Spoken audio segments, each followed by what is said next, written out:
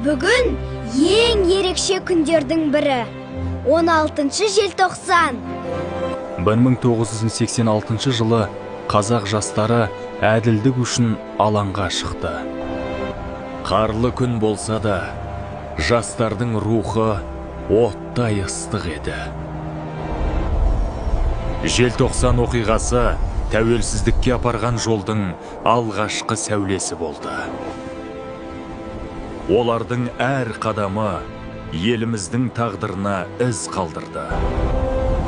Желтоқсанның рухы тәуелсіздікке алып келген ерлік жолы. 1991 жылы 16 желтоқсанда Қазақстан тәуелсіз ел болды. Тәуелсіздік бізге білім алуға, арманға жетуге мүмкіндік берді. Болашақ біздің қолымызда. Бірлік пен біліммен елімізді көркейтеміз.